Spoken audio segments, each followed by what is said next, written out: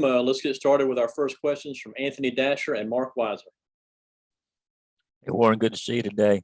I want to ask you what I asked John just a little bit ago, about, teams playing with a chip on their shoulder, how they typically play better like that.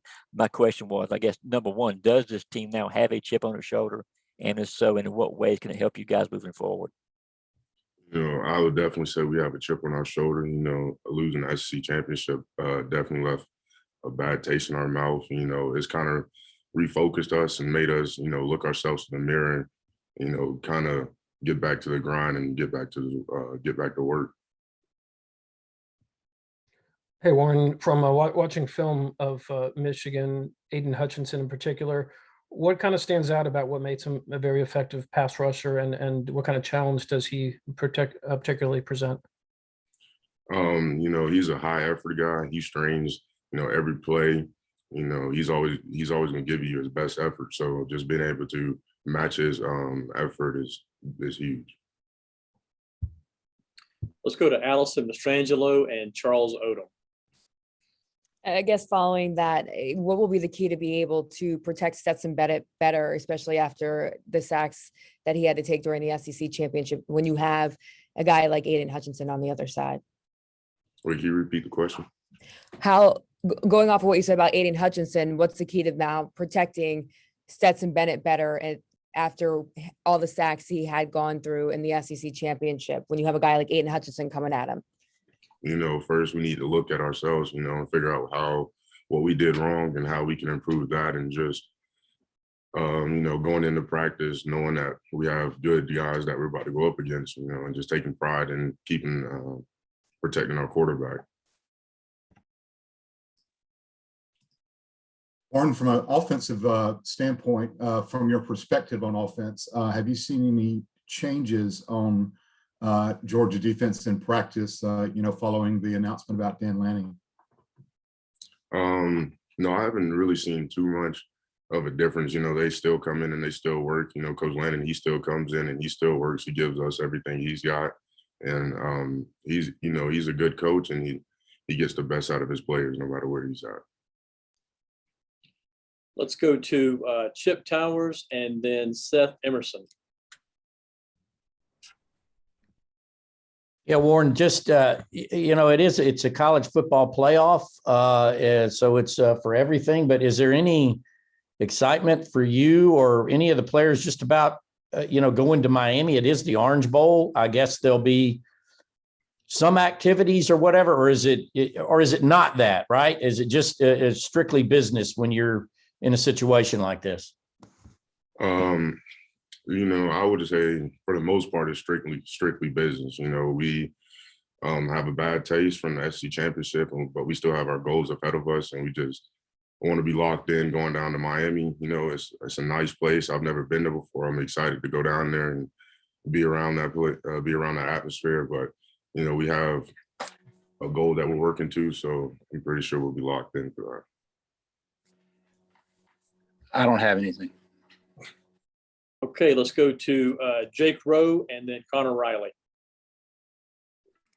Warren, you look at everybody's talking about their pass rushers and kind of that, but obviously, a way to kind of slow that down is the run game. How are you guys feeling about your run game? I know you didn't get a whole lot of opportunity to do that in the SEC championship game. Has it been a focus? Is it something you're looking to get back to? What's your mentality as far as being able to run the football right now? Definitely is something we're looking to get back to. It's always good to be able to run the ball. Once you're able to run the ball, you can throw the ball a little bit better. So that has been one of our main focuses, running the ball a little bit better since the SEC championship. Hey, Warren, given the long gap between your last game against Alabama and the game against Michigan, you do get some extra practices. How much better as players do you think you can get during that sort of month-long layoff? I think you can get a lot better in that month. Coach Smart does a good job of making sure everybody gets reps and gets the same amount of reps during this time. And so everybody's developing, everybody's getting the same amount of reps, and we're all coming in and putting in the same amount of effort. So I think you can get a lot better. Let's go to Palmer Toms and Lance McCurley. Yeah, for kind of following up on that, with some of those extended reps for some of these younger guys that may not have gotten, a ton of meaningful reps during the regular season. Who are some guys that you've noticed, have stood out to you? Well, for me, for the offensive line, definitely Michael Morris, Dylan Fairchild, Marius Mims, they've all been, progressively getting better over this time. Just that's what really happens during this time because we get to focus more on, technique and stuff like that. For the first couple of weeks, we were just focused on us. So we got to, really look at ourselves and get better. How about the kind of progression of Austin Blask as he's now in, I believe, his second year at UGA? Austin, he's gotten a lot better. He's played a bunch of positions, played tackle, guard, and now he's playing center.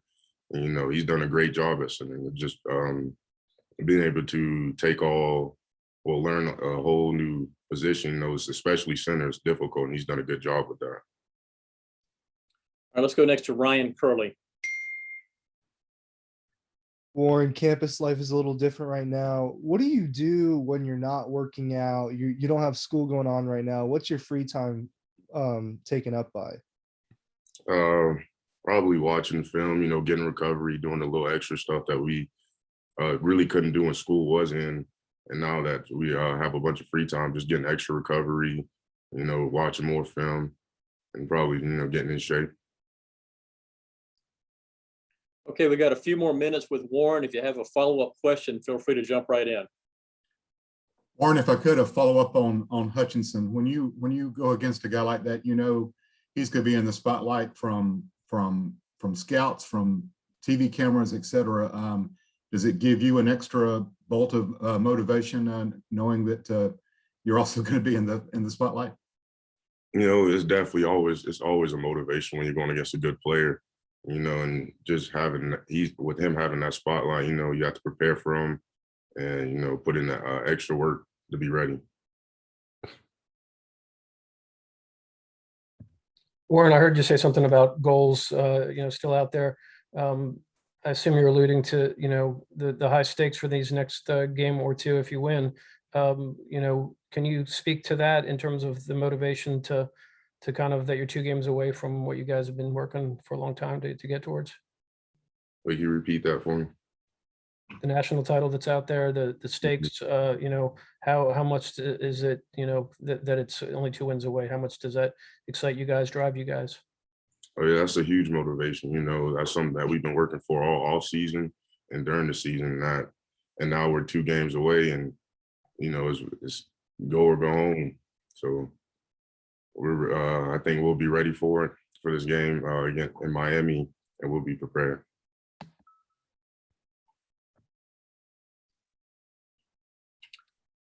Okay. What does your the holiday plans look like with you guys preparing for the bowl game? Do you get to have like a team celebration with Christmas? What does that kind of look like for you guys? I think we'll have a couple of days off to go home and spend it with our family, but we'll be back shortly after, they head to Miami.